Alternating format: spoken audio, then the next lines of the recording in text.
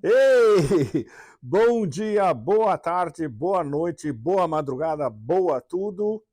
E estamos de volta a Moscou, e estamos de volta à biblioteca, e estamos de volta a meu favorito Honey Almond, dos meus amigos do outro lado da rua.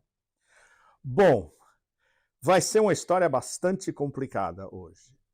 Eu acabei de chegar à Rússia. Eu vim de um país praticamente em guerra civil, no Otanistão, a França. Eu saí de Paris antes do início do bloqueio de Paris pelo mundo da agricultura, que começou na segunda-feira à tarde. Eu fui ao aeroporto às 4 da manhã, onde estava tudo ainda vazio. Não tinha ainda polícia nenhuma, não tinha os taxistas dizendo que tudo estava extremamente tranquilo. E logo depois, no meio do dia, na tarde, começou o bloqueio de Paris, que basicamente é uma revolta campesina. É a guerra do mundo agricultural contra Le Petit Roi, que por sinal está na Índia, no momento em que conversamos, e todas as políticas impostas por Bruxelas e que vão em detrimento do mundo agrícola, não só na França, como em toda a União Europeia. Então eu saí de um país basicamente em guerra civil, e eu agora estou em Moscou, estou na Rússia, que é um país que está em guerra, literalmente, e onde você, em Moscou, não vê a guerra. A guerra é invisível. A guerra está a mais de 1.000 quilômetros de Moscou, no Donbass. Mas como eu acabei de chegar e eu espero no próximo Pepe Café dar detalhes para vocês de tudo que está acontecendo, não só politicamente em Moscou, como na Rússia inteira, em desenvolvimento geoeconômico, alianças diplomáticas, etc., nós vamos entrar fundo num assunto fundamental nesses dias, que é a possibilidade da expansão gráfica da guerra no oeste da Ásia. Então isso é um gole de café grande antes da gente começar. Super importante. Assinem o Pepe Café. O adorável grupo que toma conta desse canal me disse que seria legal fazer essa chamada. Estou fazendo essa chamada e vou fazer sempre essa chamada. Primeiro de tudo, um agradecimento a vocês todos, porque o último Pepe Café bateu o recorde de todos os anteriores, com uma audiência brutal. E tende a subir. A gente pode chegar brevemente à possibilidade de ter pelo menos 200 mil hits para cada Pepe Café, o que é enorme. A gente já está chegando a 170 mil, acho que mais de 170 mil. Mas a gente precisa de mais assinantes. Então é simples, vocês fazem tudo isso que vocês do YouTube conhecem de ponta cabeça, que é assinar, tocar sininho, whatever that is, e a gente aumentar o número de assinaturas para começar a chegar perto do número de visualizações. E aí eu faço uma promessa solene a vocês todos. Se a gente chegar a 100 mil assinaturas, eu vou seriamente considerar a possibilidade de fazer o Pepe Café toda semana. Mas isso é muito complicado, que vai, considerando a minha agenda demente, especialmente quando eu estou viajando, mas isso vale como um serviço de utilidade pública e em respeito a vocês todos que vão estar assinando o canal, e muitos de vocês estão pedindo para ele ser semanal. Se eu pudesse, seria diário. Todo mundo faz YouTube diário. Eu não posso fazer isso, porque não só a minha agenda é demente, porque eu tenho que seguir tudo o que acontece, desde o Otanistão inteiro, começando nos Estados Unidos, passando pela Europa Ocidental, Europa Oriental, mais todo o oeste da Ásia, mais a Ásia Central inteira, mais o sudeste da Ásia, que era a minha ex-casa. Esse ano faz 30 anos que eu me mudei para a Ásia e eu sempre vivi no sudeste da Ásia, fora Hong Kong, que é outra história. Aí é mar do sul da China, sul da China. E claro, tudo que acontece na China. Então é impossível. E viajando ainda é mais complicado.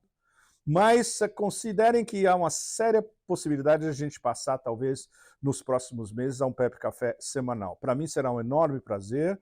e isso vai atender a uma demanda que está vindo de vocês todos.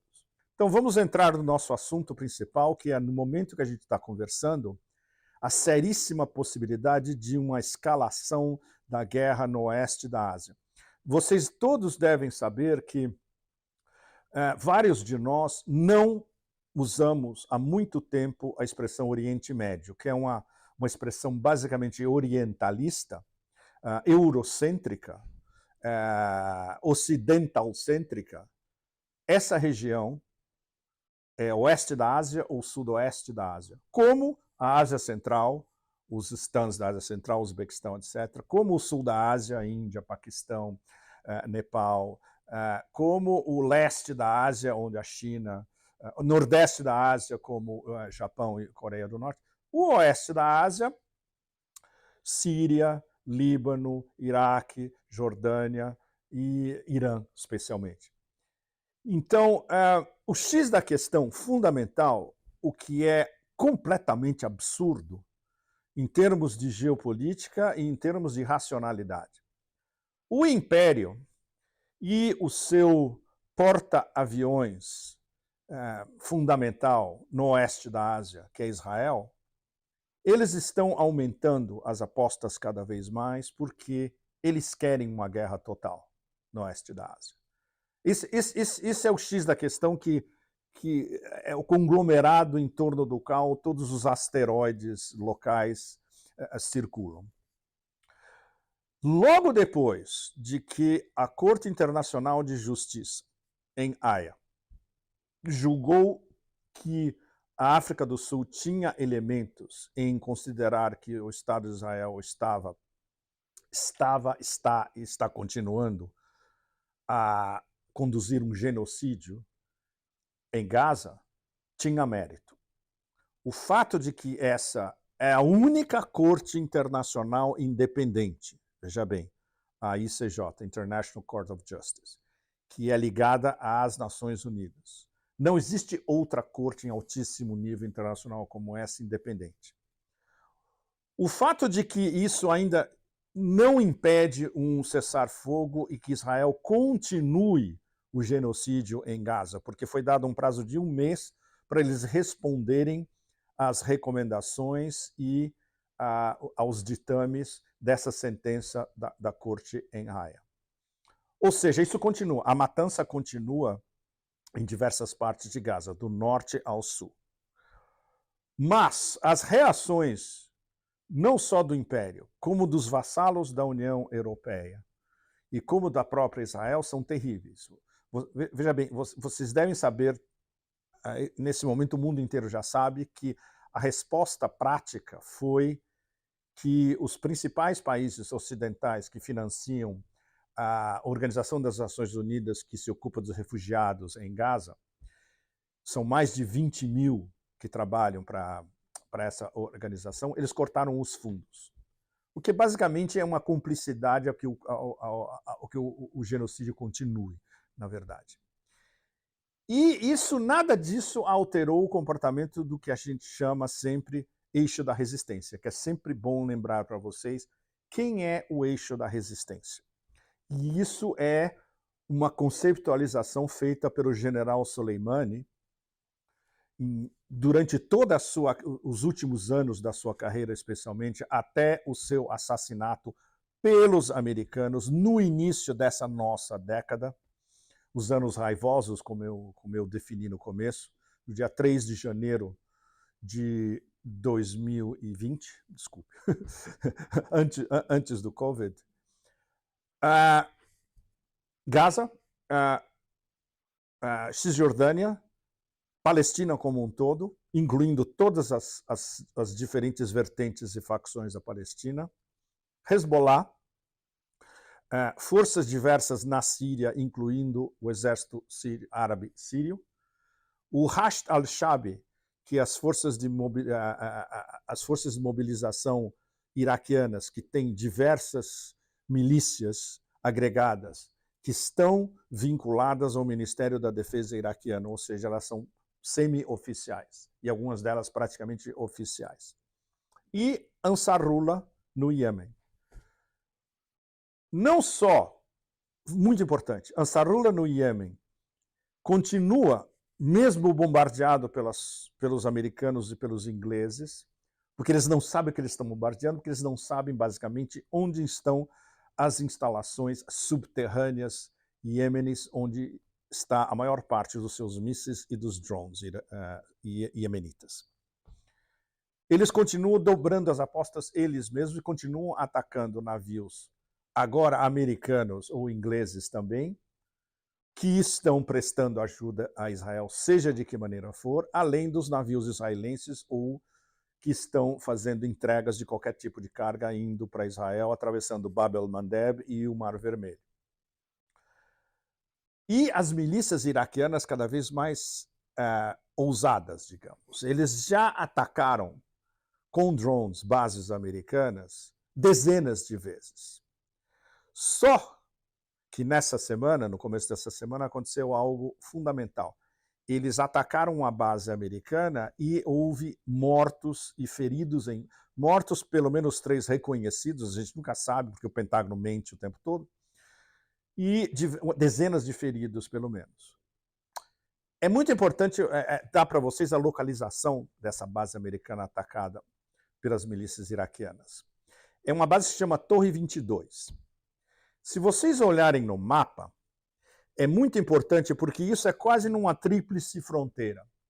É na fronteira da Jordânia com a Síria e perto da fronteira iraquiana. Ou seja, o drone letal que veio do Iraque e foi em cima dessa base americana, ele veio da direita, digamos, do Iraque. Essa base, Torre 22, ela está no limite da fronteira jordaniana e mais ou menos a 30 quilômetros da grande base americana, totalmente ilegal, que está na Síria, que chama Al-Tanf. Então vocês têm um círculo, mais ou menos. Vocês têm a Torre 22 aqui, a base de Al-Tanf aqui e as milícias iraquianas aqui. É quase um triângulo. Então, esse é um triângulo letal. Me lembra muito, depois da invasão do Iraque, o famoso Triângulo da Morte, que era Bagdad, Fallujah, Ramadi, onde as milícias, na época, iraquianas sunitas, estavam atacando os americanos ou resistindo aos americanos nesse Triângulo da Morte. Agora existe esse outro triângulo onde 2 das bases principais americanas, uma relativamente legal, porque a Jordânia é basicamente um vassalo americano. Uma totalmente ilegal, que é a mega base de Al-Tanf, na Síria, ocupada ilegalmente pelos americanos. E, do outro lado, as milícias iraquianas que estão querendo expulsar os Estados Unidos como um todo do Iraque. E não só as milícias, o governo iraquiano em Bagdad quer acabar com a presença americana no Iraque, e isso já foi reconhecido, inclusive, pelo Pentágono, e seria reduzido, digamos, a uma colaboração bilateral. A gente não sabe quando isso vai acontecer e como.